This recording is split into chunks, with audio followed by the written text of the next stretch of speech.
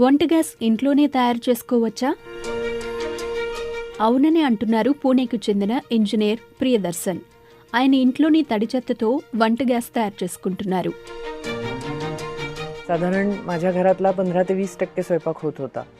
पण आता गेले 3 वर्ष मी पूर्णपणे माझा सर्व स्वयंपाक हा बायोगॅसवर होतो आणि त्याच्यासाठी लागणारा जो कचरा आहे तो माझ्या परिसरातनच गोळा केला जातो.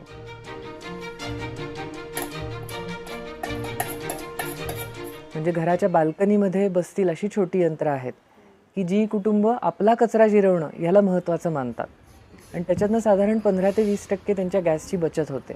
तसंच काही यंत्र ही कॅन्टीनमध्ये आहेत, कॅन्टीनच्या कचऱ्याला ती जिरवतात.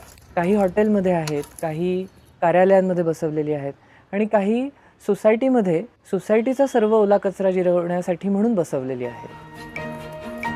బయోగ్యాస్ ఉత్పత్తి చేసే ఒక పరికరాన్ని ప్రియదర్శన్ తయారు చేశారు. దీనికి వాయు అని పేరు పెట్టారు. ప్రస్తుతం 300 ఇళ్లలో వీటిని వాడుతున్నారు. ఈ మోడల్ పరికరంతో 3 రకాల ప్రయోజనాలున్నాయని ప్రియదర్శన్ చెబుతున్నారు. ऑर्गॅनिक कार्बनचा कंटेंट हा कमी होत चाललेला आहे. तर हा जेव्हा आपण चोथा पुन्हा जमिनीला देतो तर तो ऑर्गॅनिक कार्बन पुन्हा जमिनीत वाढण्यासाठी मदत होते.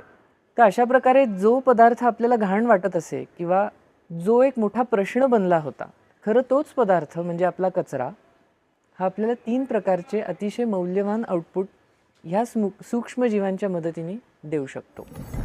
బయోగ్యాస్ యూనిట్ను నడిపేందుకు కాలనీలో పనిచేసే పారిశుద్ధ్య కార్మికుల సాయం తీసుకుంటున్నారు ప్రియదర్శన్.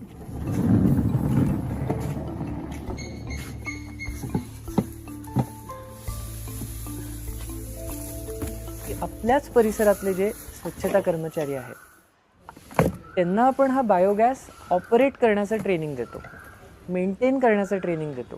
त्याच्यात ज्या काही छोट्या मोठ्या अडचणी येतात त्या सोडवण्याचं ट्रेनिंग देतो आणि त्याच्यामुळे ते फक्त स्वच्छता कर्मचारी न राहता ऊर्जा सप्लाय करणारे असं त्यांच्या प्रोफेशनमध्ये आपण बदलाव आणू शकतो.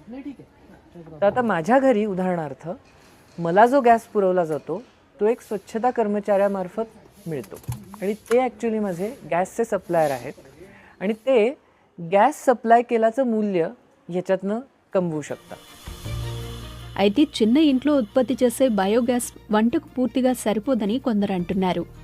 जेव्हा गॅस तयार होतो तो साधारण एक भाजी आमची सकाळची होते, त्यानंतर चहा पाणी नाश्त्याचं होतं घरातलं आणि संध्याकाळचं थोडंफार.